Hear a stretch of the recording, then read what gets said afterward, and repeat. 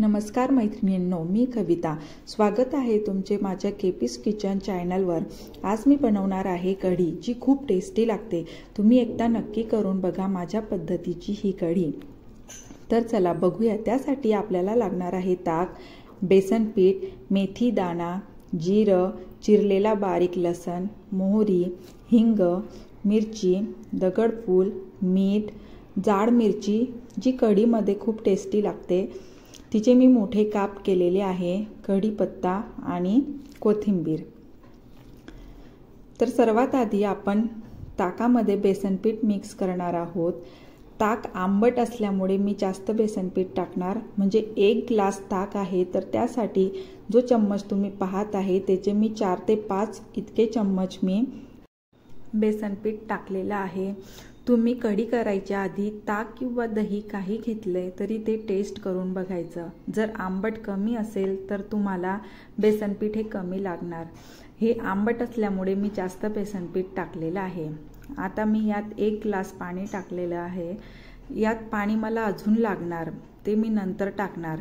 आता यातच मी मीठही घालून चांगलं ढवळून घेणार आहे. तुम्ही बघू शकतात बेसनपीठ हे ताकात छान मिक्स केलेलं आहे. आता यात मी मीठ घालते. मीठ घालून हे मी चांगलं मिक्स करून घेणार आहे.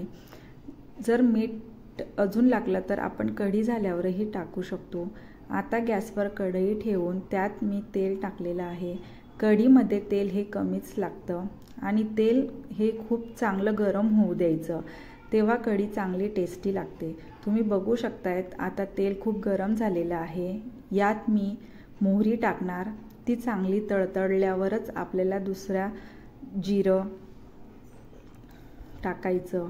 त्यानंतर मेथी दाणा, हिंग, लसणचे बारीक चिरलेले काप, दगडफूल,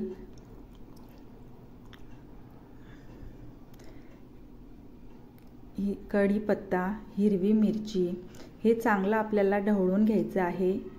गॅसची फ्लेम ही हायच ठेवायची कढीसाठी. आता जाड मिरची मी शेवटी टाकणार, कारण तिला आधीच टाकली असती तर तिची साल ही वेगळी झाली असती. जाड मिरची ही फक्त आपल्याला तेलावर परतवायची आहे. कढीतली ही जाड मिरची खायला खूप टेस्टी लागते. आता हे चांगलं आपलं हे परतले आहे. आता मी यात ताक आणि बेसनपीठ मिक्स केलेलं घालणार आहे.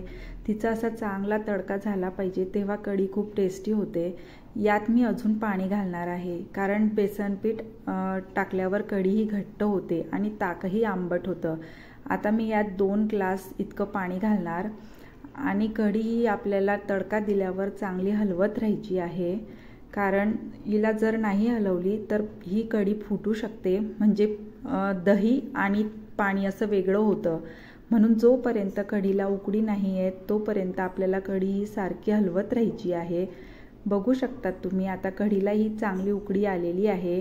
आणि कढी झाली कसं ओळखायचं? आपण चम्मच हलवत असताना ती हलवताना आपल्याला थोडी हलकी लागते, म्हणजे आपली कढी ही झालेली आहे आणि तिला चांगली अशी उकळी आलेली आहे. बघू शकतात तुम्ही कढी आपली रेडी झालेली आहे. आता मी यात कोथिंबीर घालत आहे. कढी रेडी झालेली. अशी कढी तुम्ही एकदा नक्की करून बघा. कढीची कन्सिस्टन्सी पण बघू शकतात.